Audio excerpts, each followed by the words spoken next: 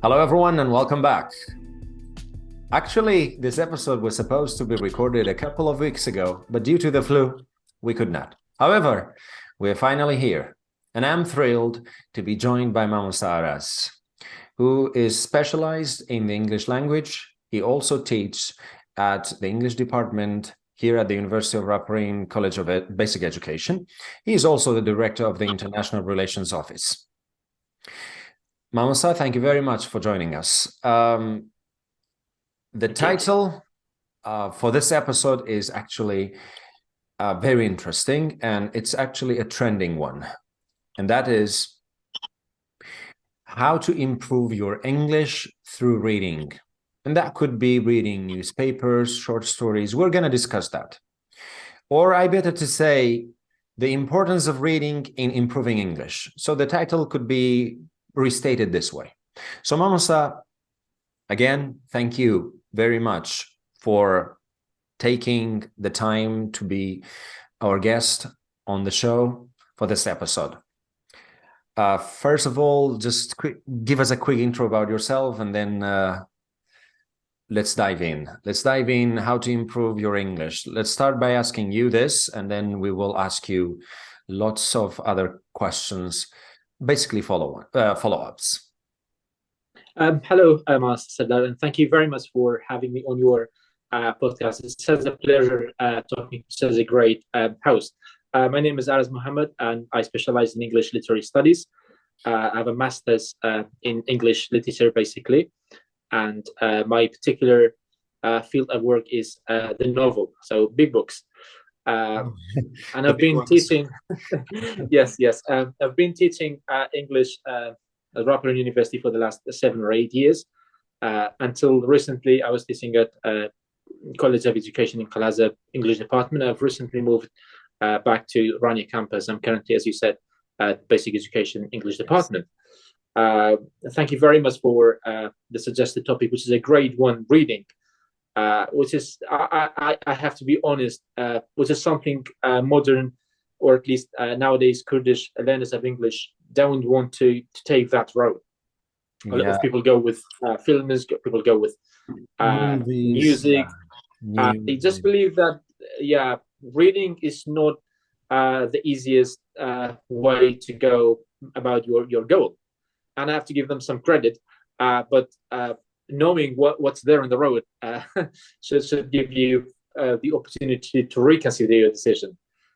So would you like to start by asking a question, or how do you want me to pick up the topic? Let's start with the title, how to improve your English through reading. Or I better to start, Mamusa, why reading? What makes reading so important? What makes reading so important in the process of learning a language, and the English language? Let's take it as an example. Yes. Talking about my personal experience, and also talking about it more objectively, I should say that reading helps a lot. Yes. Talking about English, it helps with vocabulary. So you will learn so many new words via reading. It helps structure. I mean, learning new structures. This is something a lot of people don't recognize while they are reading. That it's not just the individual words, the vocabulary they're picking up every day, but also the long structures, the nicely constructed structures that you will pick up as you are reading. So this is a very, very important thing that a lot of learners forget. You will learn expressions and utterances that you would otherwise probably not face following other ways. You will learn grammar. It might look surprising why grammar coming through reading. You're reading a novel or a particularly interesting piece of writing which you're reading, but grammar is also part of the thing that you are taking away with you. It helps spelling and whatnot. Definitely. So I should say reading helps everything.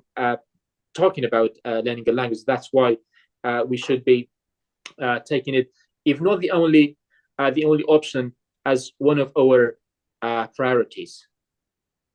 So I mean, talking about learning the language, of course, I'm still considering myself a learner of the language. That's why I say we should be considering reading as a very valuable source of learning the language. Of learning the language. So, okay.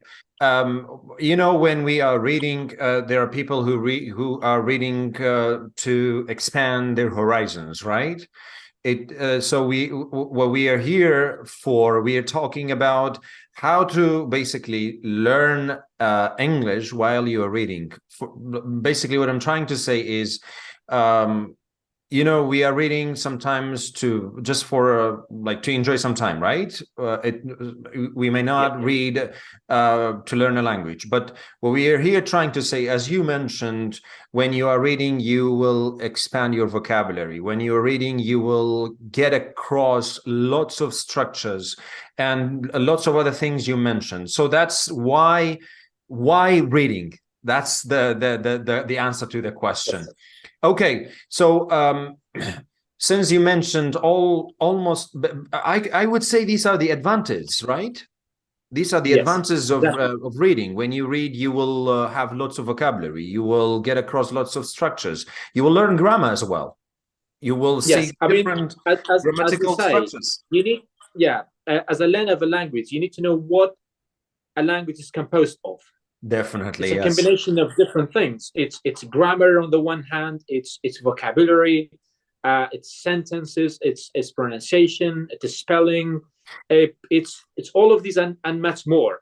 Yeah. And so now come back to the question of how does reading help us benefit from those different components of a language? Definitely. And talking about any of these, I think reading has a lot to offer to help a learner to benefit as much as possible of each of those aspects of the language. Talking about the vocabulary, I think no one would argue that reading is not the best way of enriching your vocabulary and enriching your repertoire of words. Tell me another better way other than reading to kind of to learn more words. Well, if you of course, podcasts like this are great. You can always go to BBC Sounds or other sources to listen to podcasts and to listen to documentaries. But there is nothing, I believe, like reading that brings the words in front of your eyes that you can highlight very nicely. It'll always stay with you. Since, reading is basically the written language, and the written language is usually very rich. People try to use a variety of words. In this case, you will have lots of words, but when it comes to a listening, you may hear lots of repetition. You may hear only the common words which people use in their daily talks. That was a very good example. That basically the answer to why. So the next question would be the title of our podcast. Then, how to improve your English through reading? If reading is that important, if reading it helps a lot, then how? Yes. Every language has 4 skills. It's reading, writing, listening, and speaking. Listening and speaking, definitely, yes. Yes, I would say, from what I've seen in the last 7 or 8 years, working closely with students, undergraduate students, I've seen hundreds of them. Mm-hmm. A lot of students are very quick to improve their speaking and listening. Yes. This is something I don't know where and how they do this, but I know most of them tell me that they go with films, they listen to music a lot, or they imitate their favorite speakers or whatever. But when it comes to writing, and I think this is our Achilles heel. This is our weak point is writing. Yeah, we're not good at writing. Yes, we're not good at writing at all. Go and ask all those people who have taken the IELTS and the TOEFL recently. The teachers included, myself maybe included. Yeah. One of our weak points, and it's more often than not, the weak point is our writing. And why writing? Why writing? Because it's the input for improving your writing is, of course, reading. Is to read, definitely. I agree. Yes. you read, and all of a sudden you become a better writer. A very But good if you writer. don't read, then your input is very weak. So when you write, you don't have all the words, all the vocabulary that you will need to put on the paper. All the You don't have- structures. Yes, all the different you don't have the structures. structures. You don't have the structures, the utterances that sound English. So reading basically makes you sound more natural. So Exactly. when you have the pencil and the paper, you want to write something, talk about to write about something. You don't have to stop and think about words, because if you forget that word, then another word is already there, waiting in line, because your vocabulary is high end. Yes. Talking about structures, you will be able to use so many different structures. So your writing will be given one push up. So that's why I say we need to put more focus on writing. It's sad to see that a lot of students come to me. I'm not saying every day, but every week I see students coming, how to improve my speaking and how to improve my listening. Maybe I'm not the best person to answer that question, because my way of diving into the language of English has never come through ask you particularly about listening and speaking. Mm-hmm. And Yes. for whatever reason, most of them forget that listening and speaking, they're only 2 of 4 main skills of a language. Definitely, yes. So they already have a preconception about a language being composed of listening and speaking, and they forget about reading and the importance of reading and writing. That's why so many of them graduate. They're good listeners. They understand whatever you say. At least by the end of their 4th year, they understand almost everything that their teachers say, and they can talk. They can express themselves, which is great. It's of course great. But so many of them graduate without being able to compose a well-written, nicely structured, cohesive piece of writing.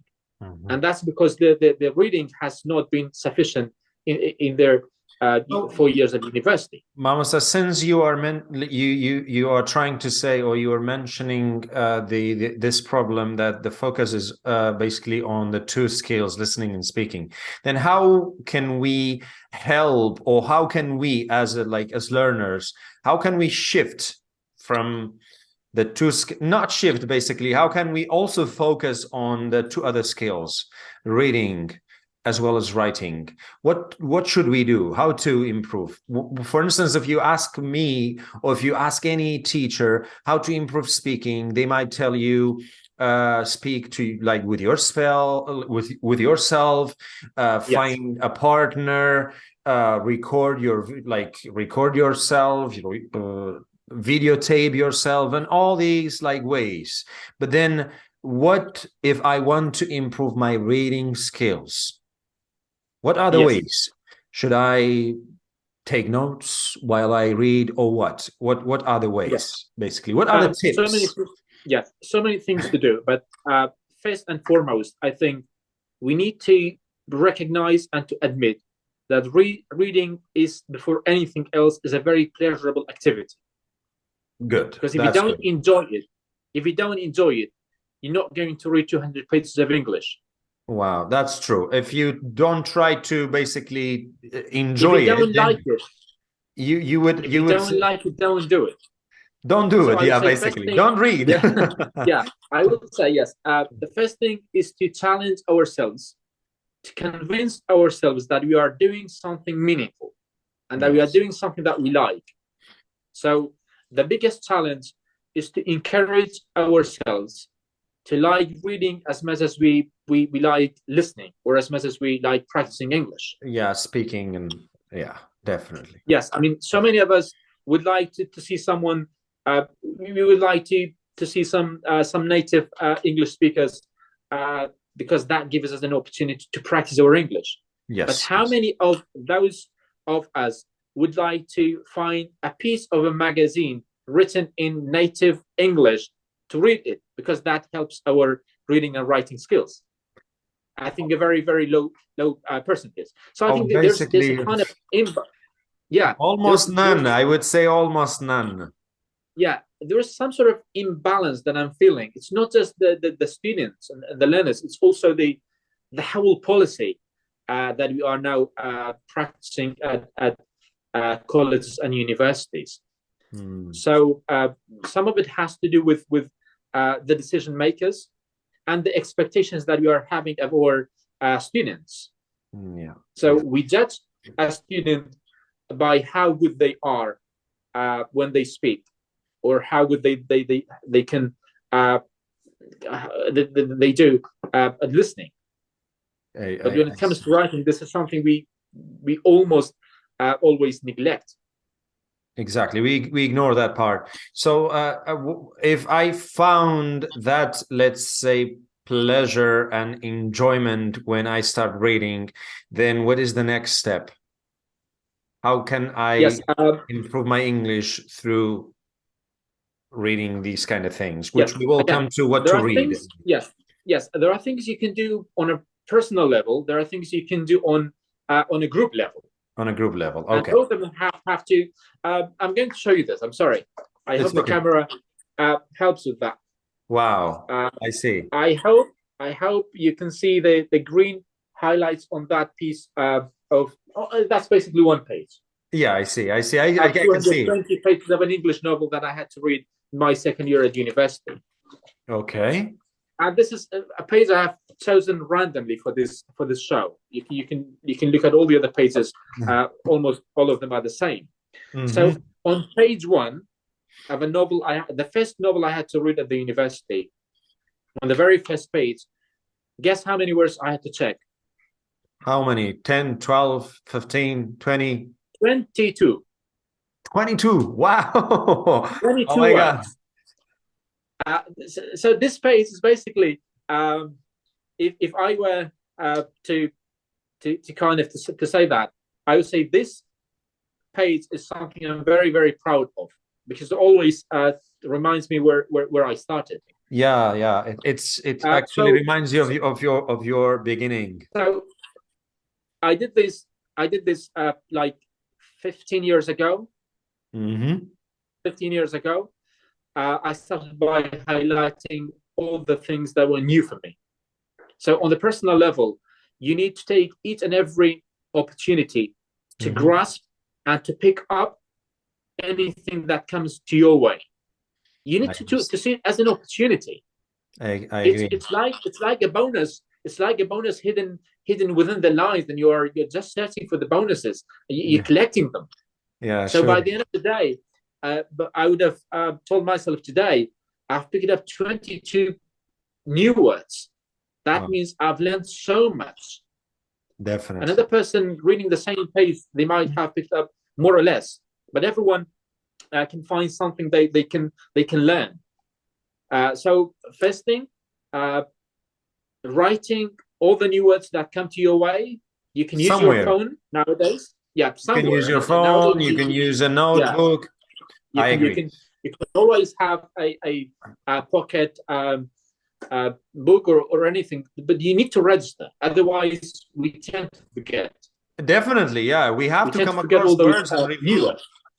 Yeah, I agree. Exactly, and yes, that's one thing. Second thing, I think again on the personal level, we need to challenge ourselves to read. As I said, reading sounds to be not as fun as listening or not as fun as speaking, but it is. So we need to challenge ourselves up to the point that we find the pleasure in it, because there is some pleasure in reading that's peculiar and that's unique to that activity. We need to find that. So you need to challenge yourself and say, today I'm going to read 5 pages of English. Tomorrow I'm going to make it 6, and the next day I'm going to make it 10. Sure. Yes, I'm asking the question: how many of us, teachers and students, are able to read like 500 to 600 pages a week? How many of us can do that? You may not find one. If I would be like, if I try to be honest with you, you may not find one. You may not. Yes. That would be very hard to find someone, but you would find someone who would read maybe for university classes, maybe for research. You You have may the find these potential. kind of people. Answer that. Trust me, everyone has the potential to do that. Everyone Yeah, has the well, potential true. to read a few hundred pages of written English at their level. So if you are, let's say, an intermediate reader, you need to read your level. Otherwise, it's going to be much difficult for you. If you are an advanced level, you need to go at your level. So everyone is trying to go at their pace. So basically, Mama, challenging. I'm sorry to interrupt you. What you are trying to suggest, that was a good tip, to be honest. What you're trying to suggest to the English learners, try to read what is right, like your right level. What is basically it's very, very important. It's very, very important. So again, talking about the personal level. Yeah. If I were to go back to my first year at university, my best piece of advice I would give myself would be start with these little nice abridged simplified versions of short stories or short stories, graded readers. Yes. So this is a 25 I love them. page, I love them a lot. Yeah, this is 25 pages written about sorry for the interruption. No problem. 25 pages written about the life of legend Nelson Mandela. This is a simplified version of one of Shakespeare's works. So it's very, very simple. I see. When your level goes one level up, if you are intermediate, I would say pick up something bigger. Something that has a sort of challenge for you, that it is I+1 and it's not I+10 and it's not I+0. I agree. Because if you are intermediate, this book would be I+0. It means there's nothing in it for you to learn. So why waste time on something you already know? Yeah, you need to go with something that squeezes you a little bit more to take a bit more juice out of the lemon. Yeah. That's a good example. That's a good example. Basically, what you're trying to say is to go up. Once your English improve, you will have to go up. If if you are still on the track, remember, along the way, the big books come. Oh my God! Yes. So this is I'm sure listeners. Viewers might say Mr Araz is joking with us. No, trust me. I'm talking about the potential that each and every one of us has. This is a 750-page novel by Charles Dickens. And I had to read that for my master's in only 5 days. Wow! And did you do that? And I did it. Wow! I went through it. Wonderful. Now, with the help of audiobooks are now available. You can just YouTube and Google anything. The audiobook for Little Dorrit by Charles Dickens. The audiobook you can download it and listen to it. Yeah. Yes. That helps you a lot. That really helps you a lot. So you'll have the book in front of you and you will listen to the audio, and it helps you a lot. Great. So since we only have 7 minutes left, let's wrap everything up. You mentioned lots of great tips for English learners. First, you will have to find it enjoyable, find the pleasure in what you are trying to read. And then you also mentioned read what is right for your level. Try to record all the words that you come across in your phone, in a notes app, in a notebook or whatever. Try to highlight if it's a printed book. Even ebooks are also very rich these days. You can highlight, you can extract and do whatever you want with them. So you also mentioned many other great tips. Now let me ask the last question, to be honest. What to read? Yes, please. What to read? What do you suggest? Newspapers, magazines, short stories, novels, poetry? What should we read? Is it again a personal matter or what? And when we decide what to do next. That's a great question. That's a brilliant question. Thank you very much for picking it up. I would say the answer is follow your heart. Follow your heart. A very short, yes, follow your heart, because but very I'll give precise you answer. examples. I'll give you a few examples.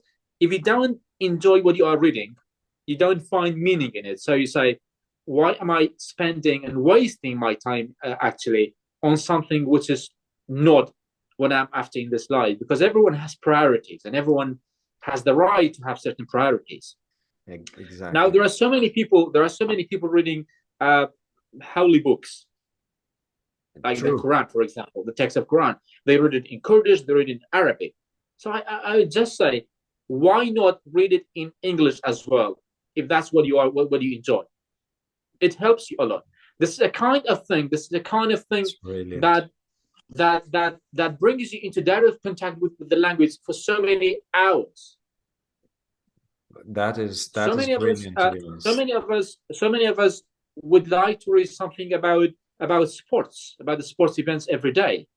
I Then agree. why do I read a post on Facebook that's written in Kurdish without telling us in many cases where the information is coming from?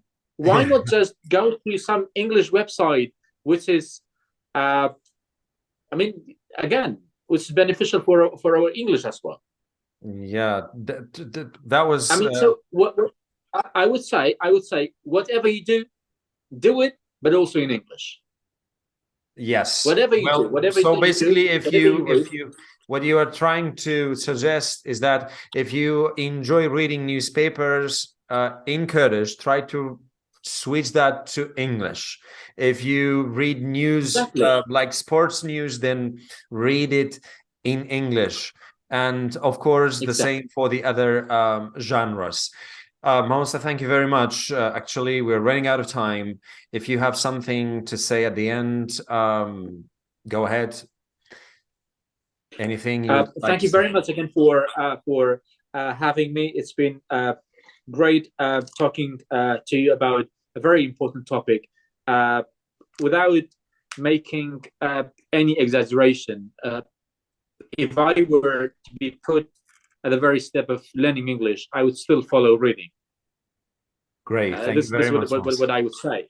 Thank you very much. I came from English, and I would go through it again if I were to. It seems you love reading a lot, and you actually encourage. It doesn't mean, it doesn't mean that I read a lot every day, but whatever I read, I would like to have the English taste in it as well. Great. Thank you very much, Mousa. Thank you all for watching, who are watching us on YouTube, and thank you all for listening, who are listening to us on Google and Apple Podcasts, and wherever you actually listen and watch. That is it for this episode. That was all about why reading, how to improve your English through reading, of course, with Mr Araz. Thank you very much again. I will, of course, inshallah, catch you in the next episode of LDC Podcast. Bye-bye. Thank you.